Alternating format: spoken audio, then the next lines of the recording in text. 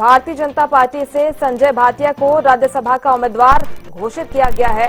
राज्यसभा चुनाव घोषित हो चुके हैं और राज्यसभा चुनाव के लिए उम्मीदवारों के नाम आगे चल रहे हैं। किस नाम पर मुहर लगेगी, ये अटकलें चल रही थी और इसी बीच ये बड़ी खबर आपको बता रहे हैं। संजय भाटिया के नाम पर मुहर लगी है।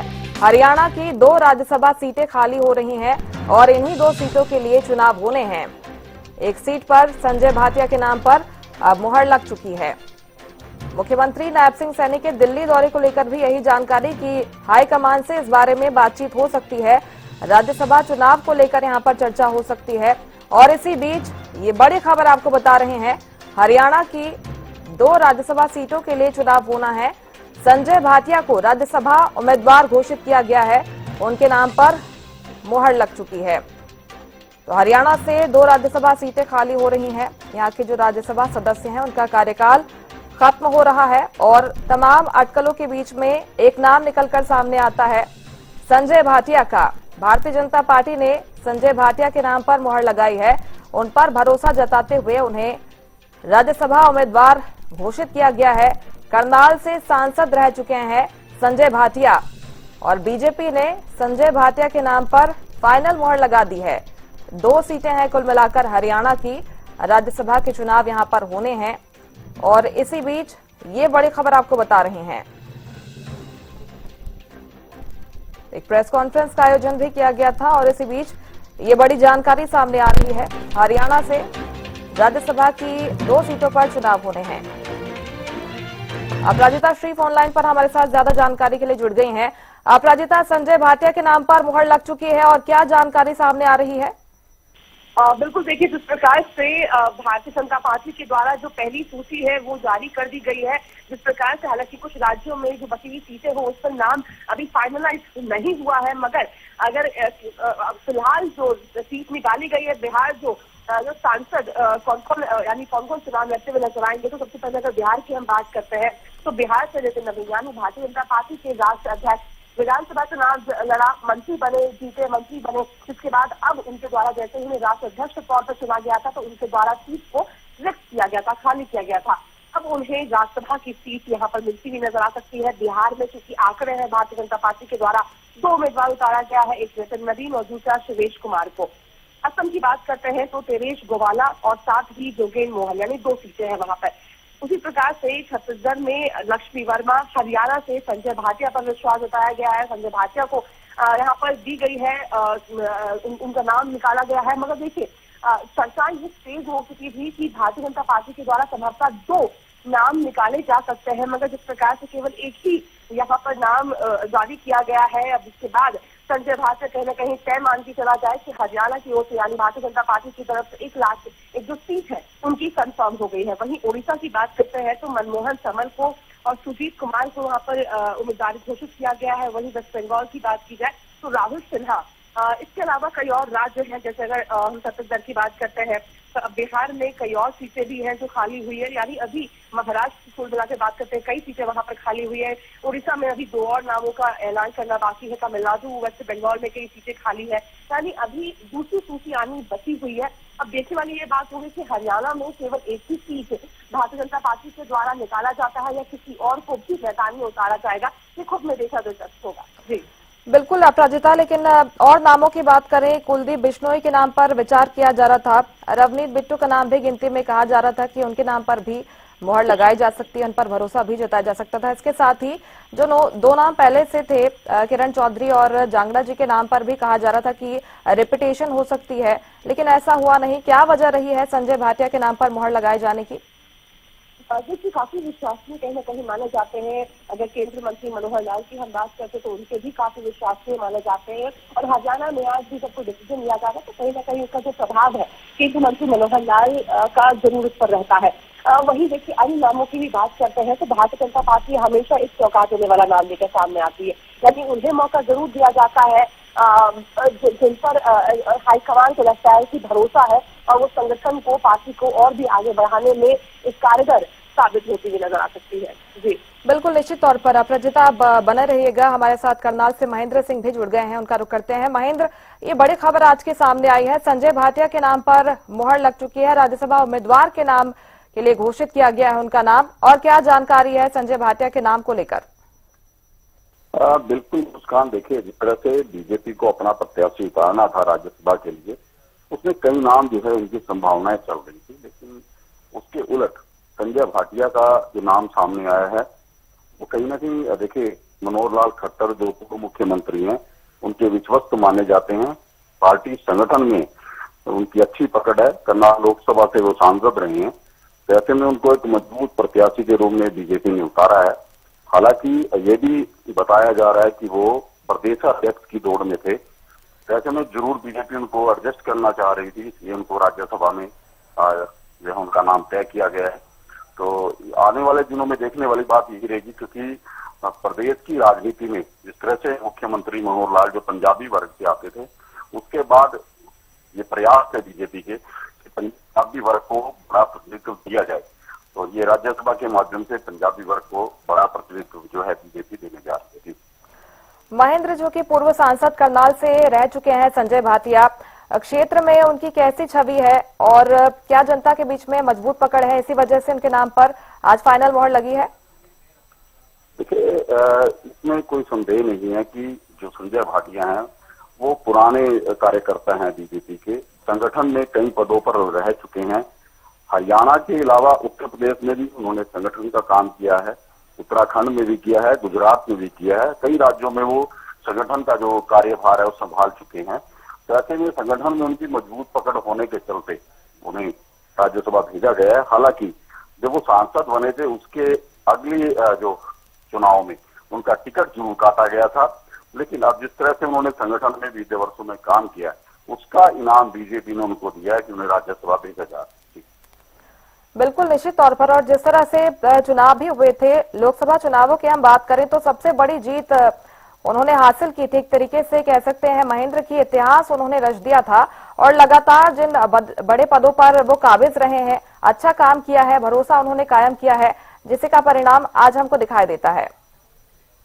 बिल्कुल मुस्कान, देखिए जब संजय भाटिया लोकसभा चुनाव जीते थे तो देश में दूसरी सबसे बड़ी जीत उन्होंने दर्ज की थी, और क्योंकि उस समय ये कहें कि बीजेपी का जन समर्थन जो है वो प्रचंड लहरा रहा था उस समय, और क्योंकि जो करनाल लोकसभा है ये इसमें जो पंजाबी वोट बैंक है वो अच्छी खासी संख्या में मौजूद है, और संजय भाटिया ही पंजाबी वर्ग से आते हैं। उस समय तो बीजेपी की बात कहें, पंजाबी वर्ग की बात करें तो उनको भरपूर समर्थन मिला था। और संगठन की मैं आपको बात बताना चाहूंगा कि संजय भाटिया ने बतौर संगठन में काम करते हुए प्रधानमंत्री नरेंद्र मोदी जी की जो वाराणसी सीट है वहां पर भी काम किया था चुनाव के दौरान। ऐसे में संगठन में उनकी मजबूत पकड़ मानी जाती है। और जहां तक हरियाणा के प्रदेश अध्यक्ष का मामला था कि बीजेपी का एक खेमा चाहता था कि संजय भाटिया प्रदेश अध्यक्ष बने, तो लेकिन अभी तक ये तय नहीं हो पाया था, उससे पहले उन्हें राज्यसभा भेजा जा रहा है। बिल्कुल, निश्चित तौर पर। और मैं लौटते हैं आपके पास महेंद्र, हमारे साथ अपराजिता जुड़ी हुई हैं। अपराजिता, अगर बात करते हैं सीटों के समीकरण की तो कहा जा रहा है कि एक सीट कांग्रेस के हिस्से में भी इस बार आ सकती है, लेकिन भारतीय जनता पार्टी की पूरी कोशिश नजर आ रही है कि दोनों सीटों पर कब्जा जमाया जा सके। इसके लिए क्या तैयारी, रणनीति नजर आती है पार्टी की?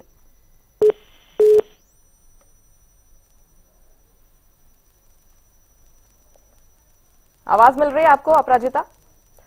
चलिए, अपराजिता से संपर्क नहीं हो पा रहा। यही सवाल आपसे ही रहेगा महेंद्र मेरा, ये क्या समीकरण आपको नजर आ रहे हैं, क्योंकि कहा जा रहा है कि दोनों ही पार्टियों के हिस्से में एक एक सीट आ सकती है। भारतीय जनता पार्टी की क्या रणनीति इस बार नजर आती है?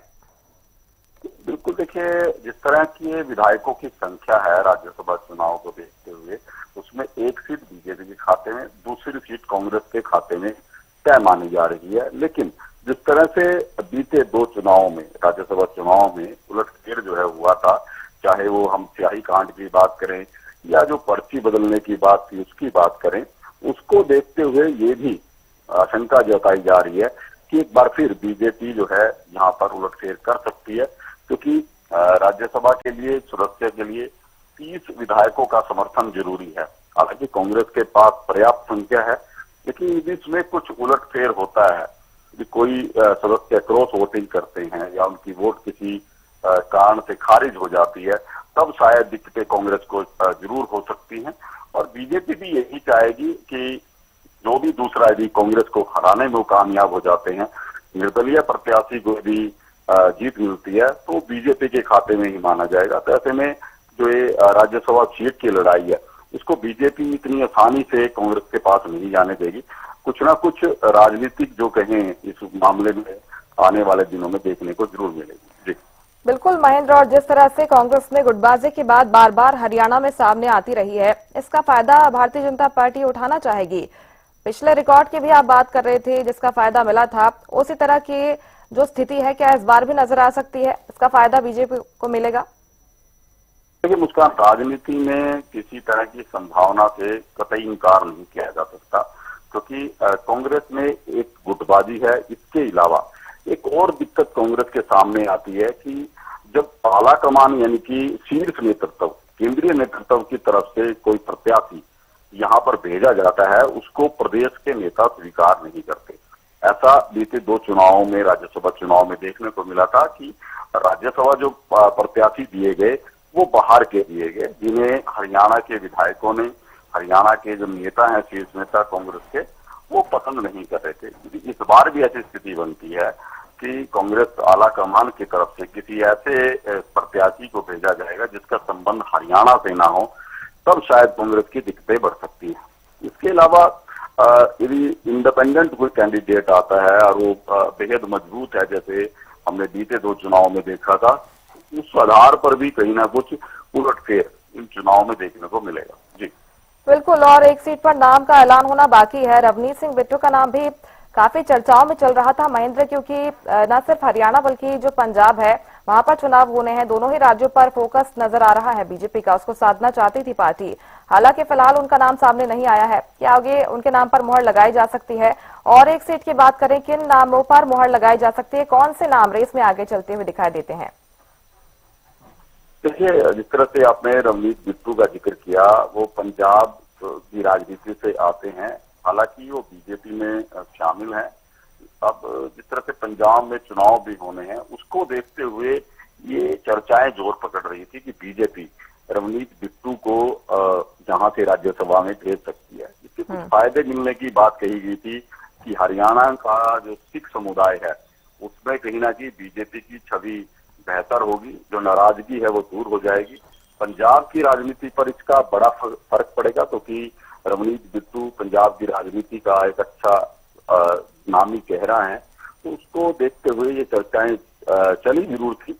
लेकिन अब जिस तरह से इन चर्चाओं को बिल्कुल खत्म कर दिया गया, नाम जो है संजय भाटिया का आया है, तो जाहिर सी बात है बीजेपी का जो दूसरा फोकस होगा और दूसरी जो राज्यसभा सीट है उसको लेकर होगा कि कांग्रेस अपने किस कैंडिडेट को उतारती है। कांग्रेस की तरफ से हालांकि बात की जाए, शीर्ष नेतृत्व की तरफ से भी कई नाम जो हैं वो पहले उनकी चर्चा जाए हो चुकी है कि कांग्रेस कई अपने नेतृत्व में से शामिल बड़े नेताओं को यहाँ उतार सकती है। इसके साथ साथ हम बात करें प्रदेश के भी कई ऐसे नेता हैं जो गठजोड़ में लगे हुए हैं कि किसी तरह से पार्टी की तरफ से उनका जो नाम है वो प्रस्तावित हो जाए, ताकि उनकी जो है जीत वो काफी हद तक आसान और सुगम हो जाए।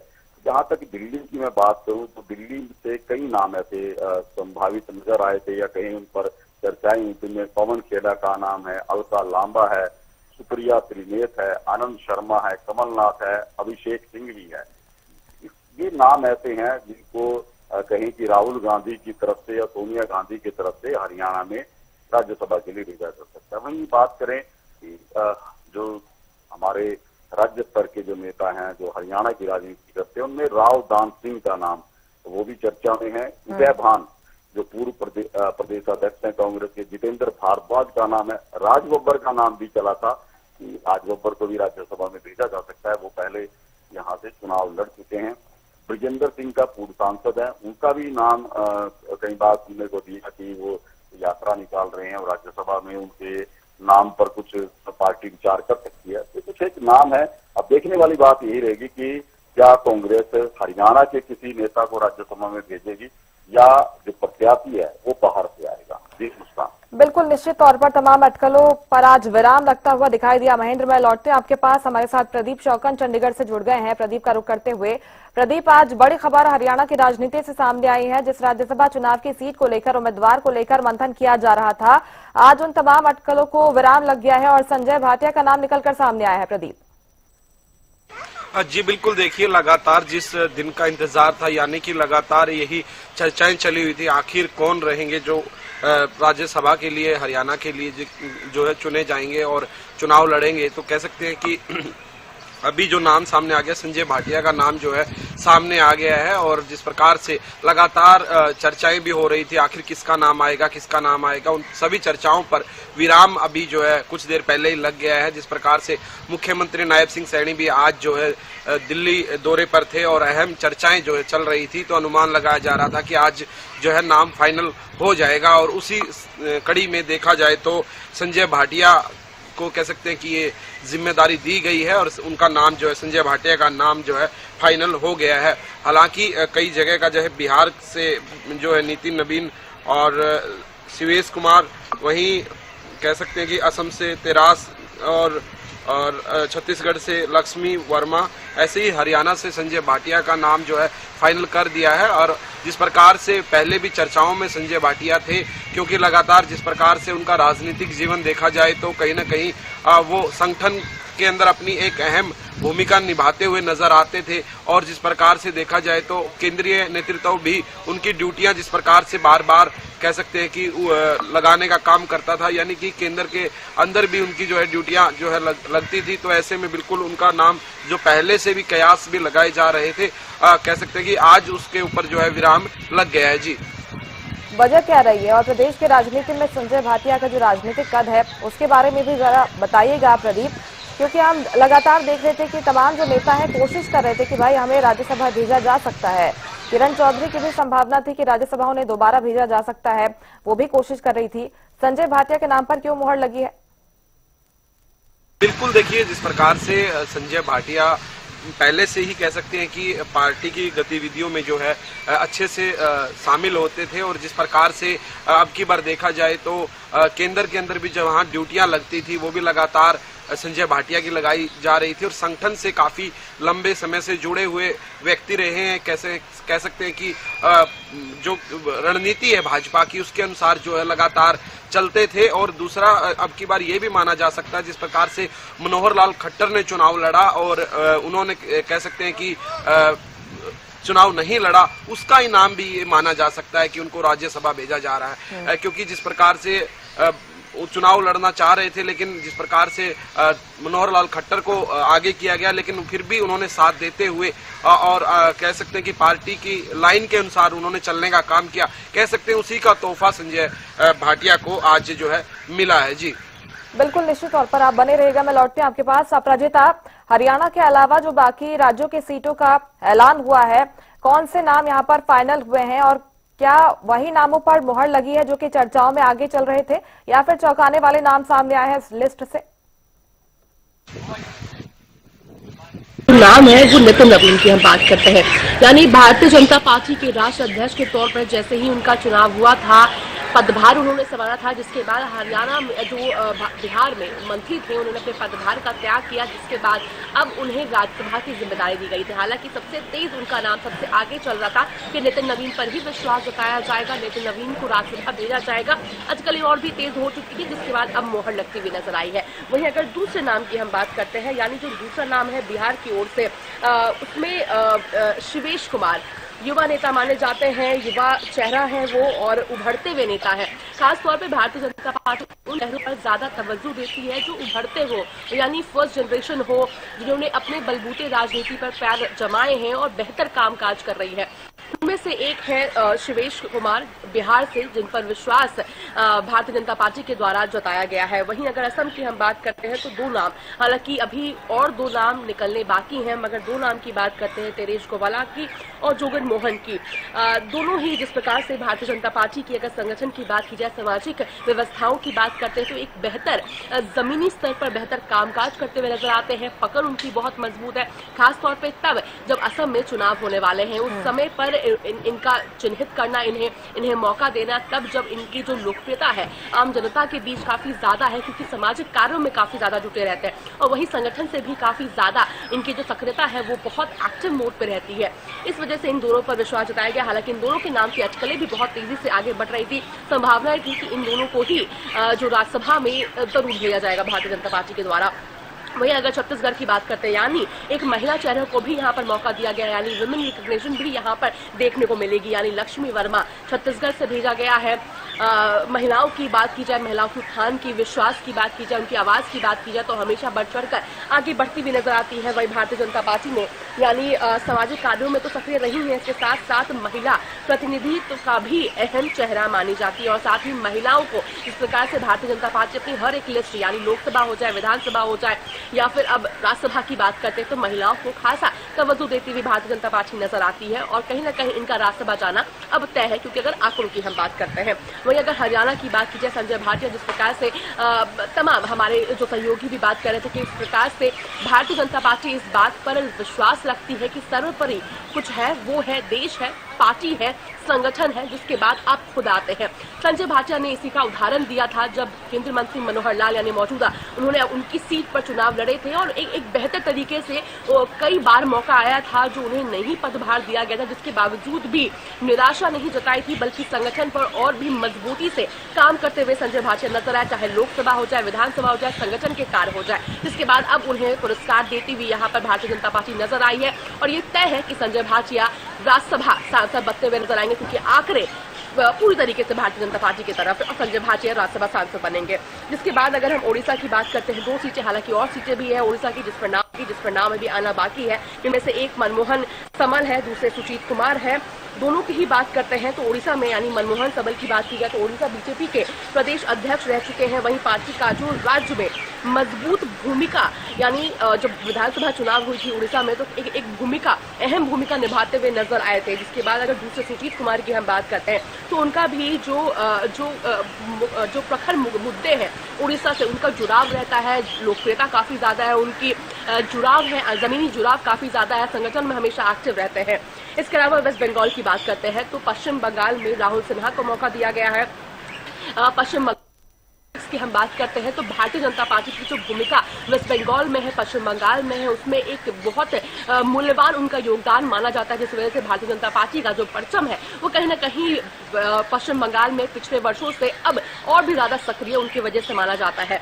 वहीं इसके अलावा कई और नाम भी है जिन्हें अभी यानी अभी कई और सीटें भी है जो अभी वेकेंट है, जिस पर अभी आगे भी नाम निकलती हुई सामने आएगी। मगर हर एक नाम की तरफ हम देखते हैं तो एक चीज तय हो जाती है कि भारतीय जनता पार्टी उन पर जरूर विश्वास जताती है जो सक्रियता से संगठन में कामकाज करते हैं और साथ ही कंसिस्टेंसी बनी है। यानी अगर पदभार नहीं भी मिलता है, कोई जिम्मेदारी, अहम जिम्मेदारी नहीं भी मिलती है, उसके बावजूद भी संगठन के साथ जुड़े रहते हैं, पार्टी में उसी तरीके से कामकाज करते हैं, जिसके बाद पार्टी जरूर उन पर विश्वास जताती है और इस प्रकार से पुरस्कार देती हुई नजर आती है। और वही यहाँ पर देखने को भी इस पूरे नाम में नजर आ रहा है। ये वही लोग हैं जो लगातार संगठन में जुड़े रहे, विश्वास के साथ काम करते हुए नजर आए, निष्ठापूर्वक तरीके से कामकाज करते हुए नजर आए हैं, जिसके बाद यहाँ पर पुरस्कार के तौर पर राज्यसभा सीट यूं कहीं तो उन्हें मिलती हुई नजर आएगी। जी बिल्कुल, ये तमाम वजह नजर आती हैं। अपराजिता, महेंद्र आपका रुख मैं करना चाहूंगी। जिस तरह से अपराजिता भी बता रही थी कि जो भी जिम्मेदारी सौंपी गई संजय भाटिया को, उन्होंने बखूबी उसे निभाया है, चाहे लोकसभा चुनाव के लिए सीट छोड़ने की बात कही जाए या फिर उत्तर प्रदेश की जिम्मेदारी संभालने की बात कही जाए। पश्चिमी उत्तर प्रदेश में उन्होंने चुनावों के समय काफी अच्छी जिम्मेदारी संभाली थी और संगठन में भी जिस तरह से उन्होंने काम किया है, उन्होंने कभी इनकार नहीं किया। जो भी जिम्मेदारी सौंपी गई पार्टी की ओर से उन्होंने उसे निभाया है, जिसका इनाम आज उन्हें मिला है। बिल्कुल मुस्कान, देखिए संजय भाटिया वो नाम है, उनका परिवार लंबे अरसे से बीजेपी से जुड़ा हुआ है और वो भी संगठन में कार्य करते रही हैं। अलग अलग पदों पर रहकर उन्होंने अपनी जिम्मेवारी का निर्वहन किया है। 2019 में जब वो करनाल लोकसभा से चुनाव लड़े थे तो देश की दूसरी सबसे बड़ी जीत उन्होंने हासिल की थी। बावजूद उसके, उनकी मजबूत दावेदारी होने के बावजूद 2024 के जो चुनाव हुए थे उनमें उनकी टिकट को काट दिया गया। यहाँ से जो पूर्व मुख्यमंत्री मनोहर लाल, उन्होंने लोकसभा का चुनाव लड़ा। उस समय भी ये कहा जा रहा था कि उनको जो इश्तियाक का जो बलिदान है उसका इनाम उनको जरूर मिलेगा। कई बार ऐसी चर्चाएं चली कि उनको प्रदेशाध्यक्ष बनाया जा सकता है हरियाणा बीजेपी का, हालांकि वो बात सिरे नहीं चढ़ पाई। लेकिन अब जब उनको राज्यसभा के लिए प्रत्याशी बनाया गया तो स्वाभाविक है उनकी जीत तो सुनिश्चित है कि वो राज्यसभा जा रही हैं।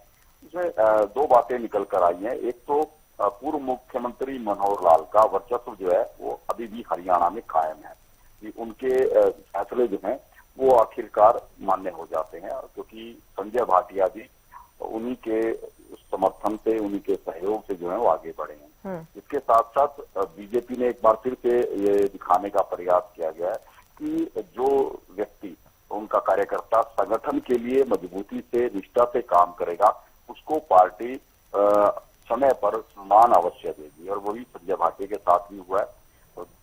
2019 के चुनाव के बाद वो लगातार संगठन में ही काम कर रहे थे। अलग अलग राज्यों में उन्हें जिम्मेवारी दी गई, जिनको अच्छी तरह से उन्होंने निभाया।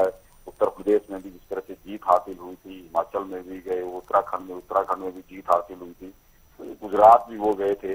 तो इस संगठन में जो उन्होंने काम किया है उसका फल उनको मिला है कि आज पार्टी ने उन्हें राज्यसभा के लिए भेजना जो है उचित समझा। ऐसे में कहीं ना कहीं उन उस प्रयासों पर भी विराम लग चुका है कि कौन संभावित प्रत्याशी हो सकता है।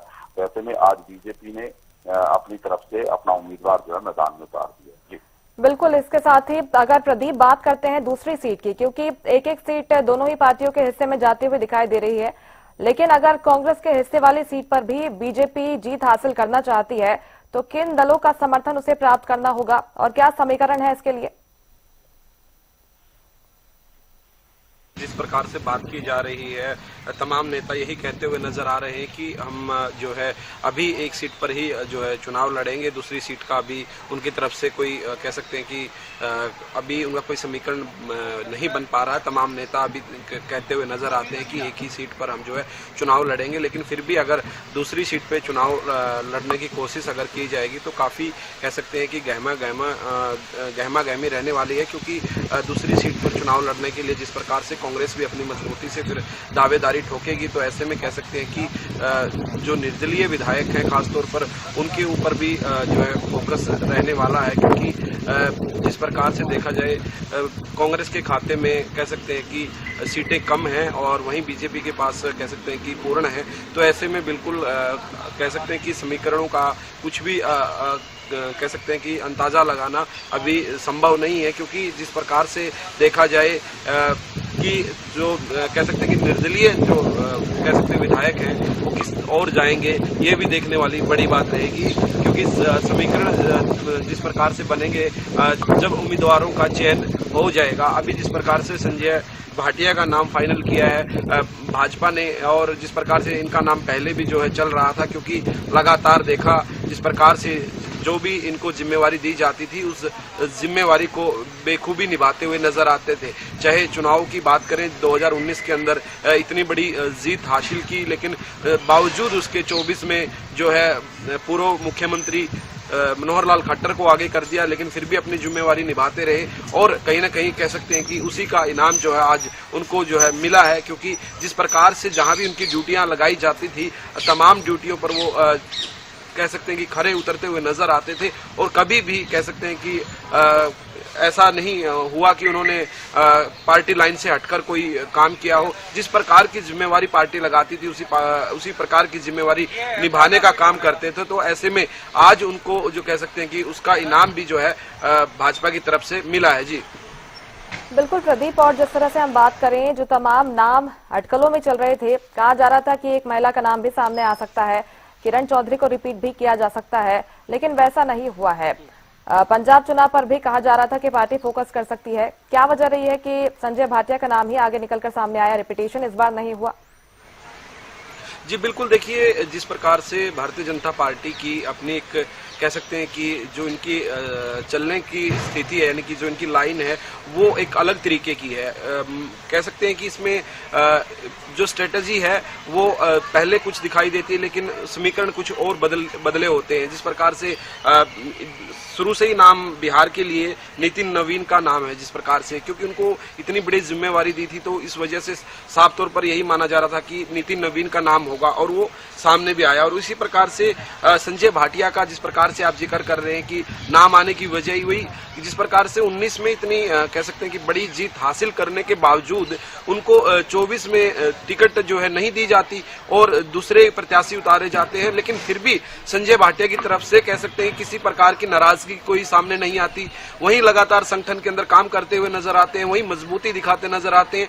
जहां भी जिस भी चुनाव में, चाहे विधानसभा की बात हो या फिर लोकसभा की, जहां पे भी जिम्मेवारी लगाई गई है बेखूबी निभाते हुए नजर आए हैं। साफ तौर पर वहां पर निभाने का काम किया है और उसी की वजह से कहीं ना कहीं संगठन के अंदर जो कह सकते हैं कि एक छवि है जो उनकी जिस प्रकार की बनी हुई है कि पार्टी के अनुसार चलने वाले हैं, पार्टी की गाइडलाइन के अनुसार चलने वाले हैं और कभी भी लाइन से बाहर नहीं चलते, तो बिल्कुल उनका नतीजा यही माना जा रहा है। अभी तक उनका तोहफा भी यही माना जा रहा है कि जिस प्रकार से मुख्यमंत्री पहले रहे मनोहर लाल खट्टर, पूर्व मुख्यमंत्री, तो उनका भी कह सकते हैं कि हरियाणा से काफी लगाव है। वो भी हरियाणा में जो कह सकते हैं कि सक्रिय रहते हैं। तो ऐसे में बिल्कुल जिस प्रकार से उन्होंने चुनाव लड़ा और जिस प्रकार से उनकी मजबूत दावेदारी संजय भाटिया की होते हुए, लेकिन फिर भी उन्होंने उनका साथ दिया, तो ऐसे में कहीं ना कहीं उनका भी जो कहीं ना कहीं फोकस रहा होगा कि जिस ईमानदारी के साथ लगे हुए हैं इनको भी जो है कह सकते हैं कि सही चाहिए। तो ऐसे में कई समीकरण जो है बनते हुए नजर आए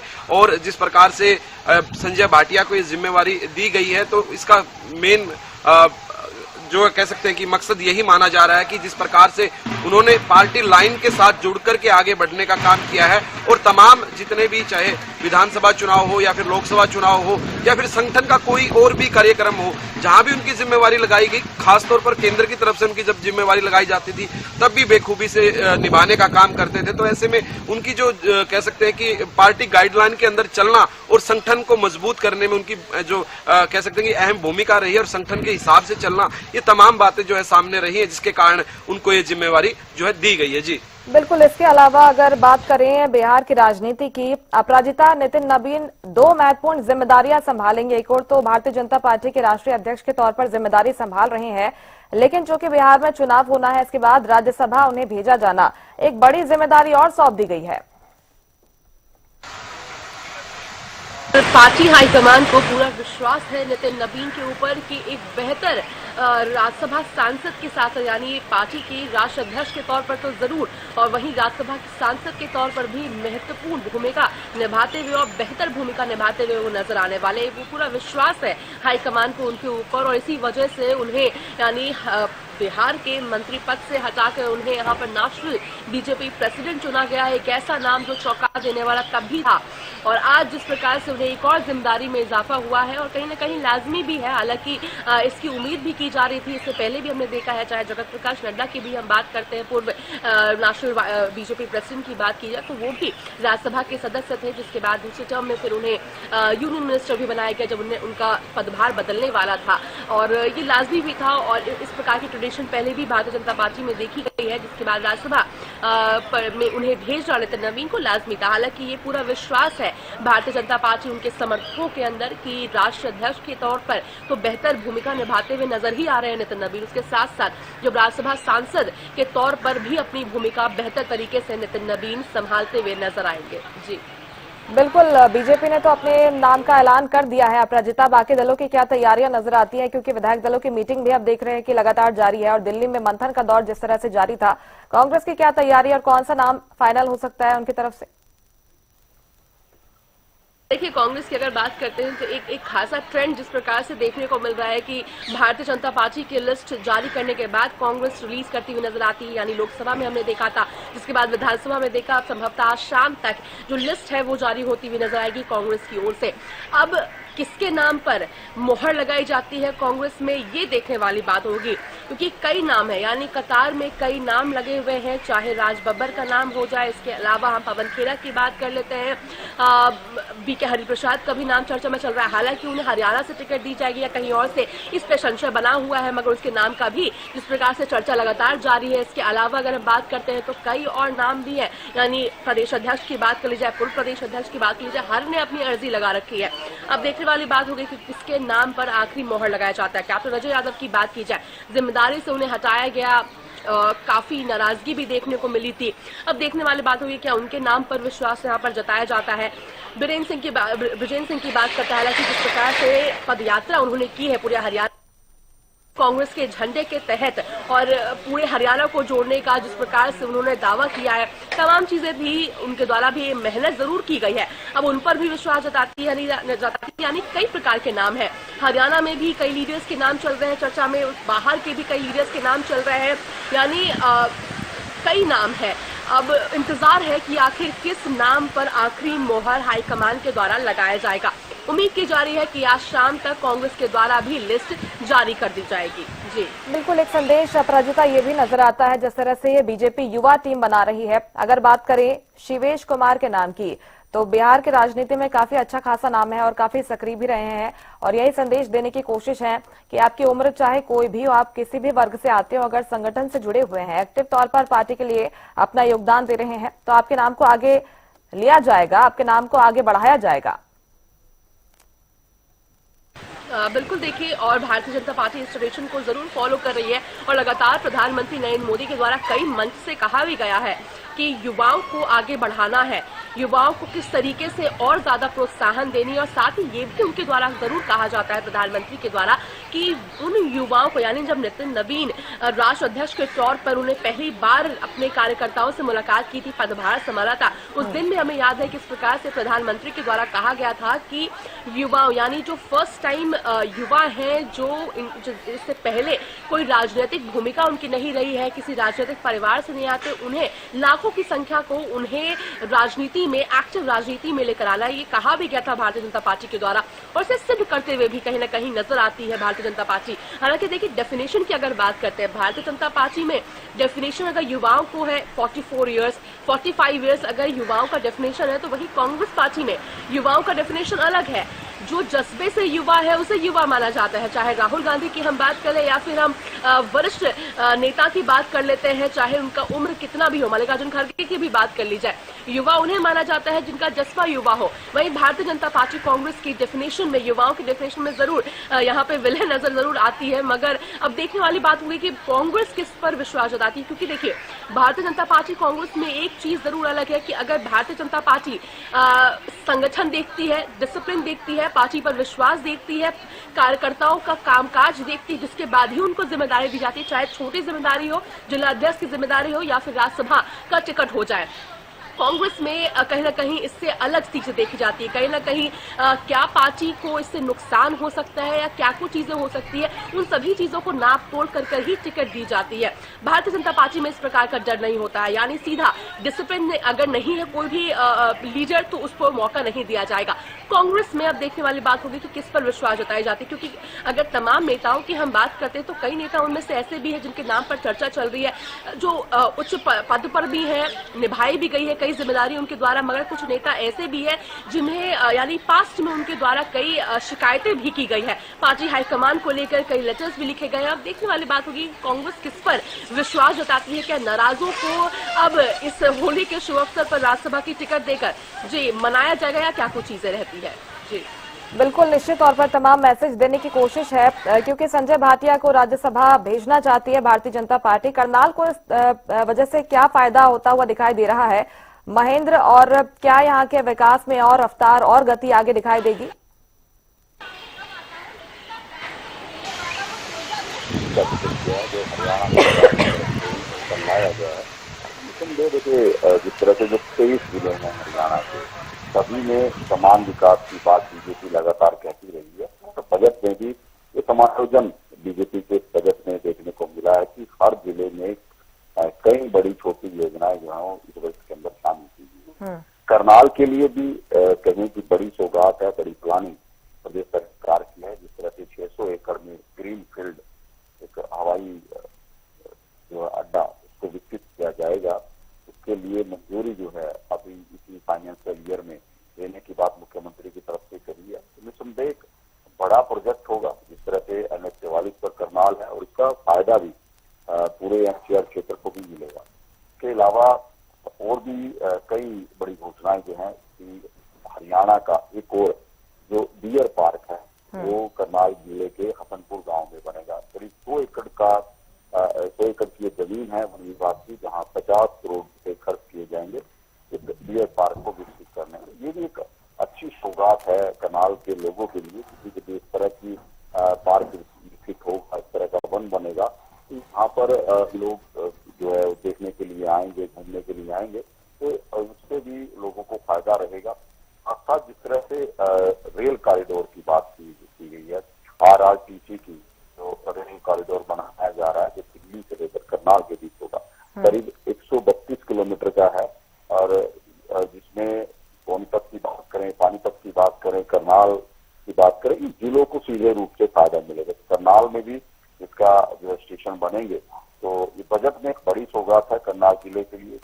इसके अलावा भी और कई जो स्वास्थ्य सेवाओं का हम जिक्र करें कि कई प्राथमिक हेल्थ सेंटर हैं, उनको अपग्रेड किया गया है। इसके अलावा जिन गाँवों में भी स्वास्थ्य केंद्र थे, उनको PSC में तब्दील किया गया है।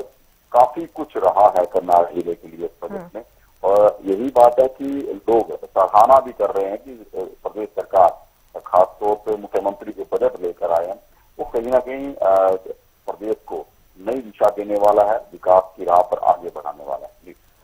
बिल्कुल, निश्चित तौर पर इसकी झलक भी कल हमने देखी है।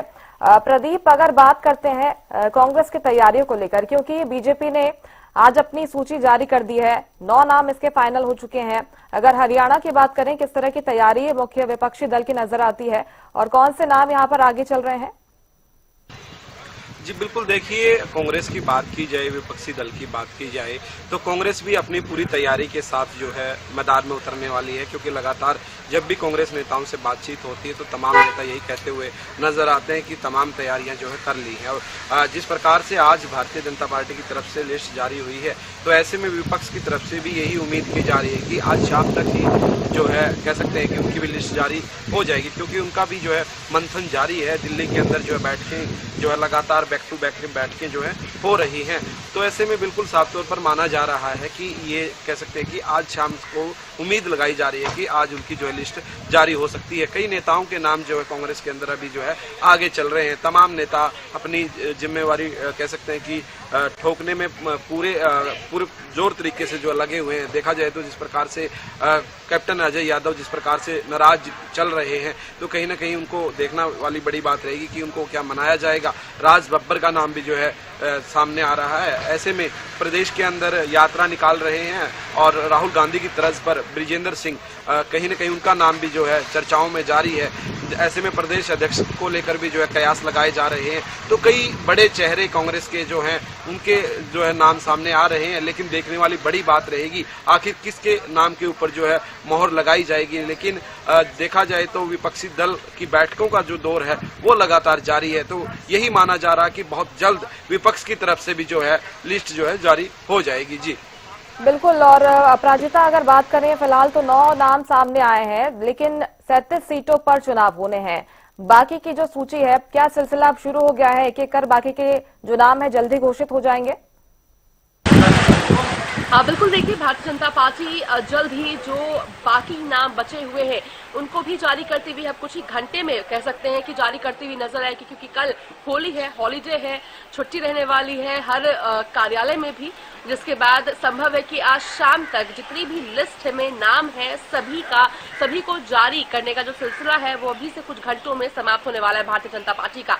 मगर सवाल ये उठता है कि कांग्रेस ने अभी तक शुरू भी नहीं किया है। अभी अब कांग्रेस कब करती हुई नजर आती है ये देखने वाली बात होगी। क्या 5 तारीख को सीधा सुबह ही जारी करती हुई नजर आएगी लिस्ट, या फिर आज शाम तक कर देंगे? हालांकि कयास तेज है कि आज शाम तक कांग्रेस के द्वारा लिस्ट जारी कर दिया जाएगा। वहीं भारतीय जनता पार्टी की जो बची हुई नामें हैं, बचे हुए राज्य के जिन उम्मीदवारों को खड़ा करना है, अभी से कुछ घंटों में तमाम जितनी भी लिस्ट है वो बीजेपी के द्वारा जारी कर दिए जाएंगे। जी बिल्कुल। और अगर महिला वर्ग की बात करें अपराजिता, तो एक महिला उम्मीदवार का नाम घोषित हुआ है। छत्तीसगढ़ के हिस्से में सीट आई है। लक्ष्मी वर्मा का नाम यहां पर सामने आया है, और यहां से लक्ष्मी वर्मा के नाम पर मुहर लगाने की क्या वजह रही है? देखिए, सबसे पहला तो ये एक वजह हो जाता है वो है संगठन। बेहतर तरीके से संगठन में कामकाज करती हुई नजर आई है। दूसरा, महिलाओं के उत्थान के लिए हमेशा आवाज उठाया उनके द्वारा। महिलाओं में यानी किस प्रकार से महिलाओं के जो अधिकार है वो उन्हें मिले, इन तमाम चीजों का पुरजोर तरीके से सुनिश्चित उनके द्वारा किया गया था। साथ ही हाईकमान को उन पर विश्वास है। पार्टी में हमेशा सक्रियता उनकी रही है, बिना किसी जिम्मेदारी के भी तब भी उतने ही निष्ठा के तरीके से उन्होंने काम किया है, जिसके बाद अब उनको को इस प्रकार से पुरस्कार देना भारतीय जनता पार्टी के लिए लाजमी भी हो जाता है और साथ ही महिलाओं को और आगे बढ़ाने के लिए लगातार भारतीय जनता पार्टी जुटी रहती है और ये भी एक वजह माना जाता है। मगर उससे भी ज्यादा जो मुख्य वजह है वो है उनका संगठन, पार्टी और आम जनता के साथ जो उनका लगाव है, निष्ठापूर्वक तरीके से उनका कामकाज करना, ये एक मुख्य कारण माना जा रहा है जिस वजह से उन्हें छत्तीसगढ़ से टिकट दी गई है।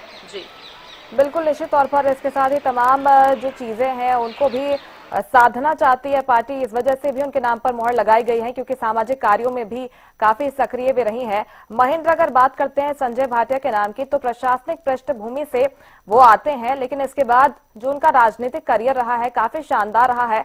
ये प्रशासनिक पृष्ठभूमि की बात करते हैं तो ये भी एक ट्रेंड हरियाणा में नजर आता है इस बार। बिल्कुल, देखिए जिस तरह से बीजेपी ने राज्यसभा के लिए संजय भाटिया का चयन किया है, इसके पीछे कई बड़े कारण हो सकते हैं। एक तो जो कारण है कि संजय भाटिया सांसद रहे हैं, इनकी टिकट बीजेपी से पड़ गई, तो उनको इनाम देना था। इसके साथ साथ वो संगठन में बेहद सक्रिय है, विभिन्न पदों पर, बड़े पदों पर रही है संगठन में, उन्होंने प्रदेश प्रभारी की जिम्मेवारियां संभाली हैं।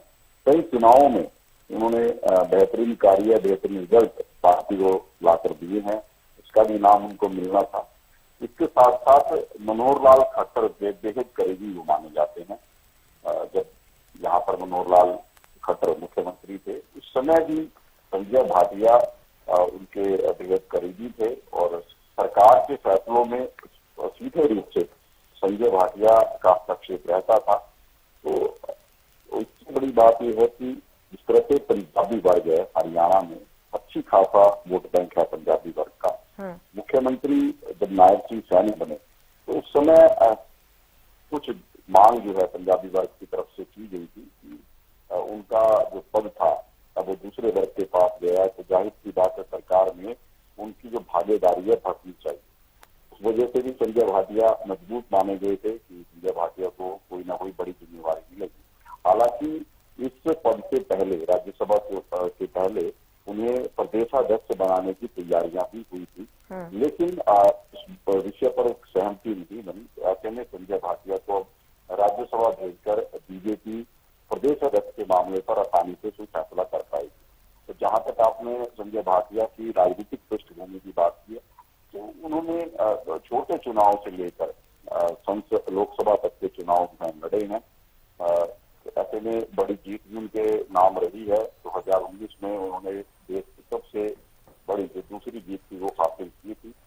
संगठन में मजबूत पकड़ है, लोगों के बीच अच्छी पकड़ उनकी रही है, खासकर करनाल लोकसभा में।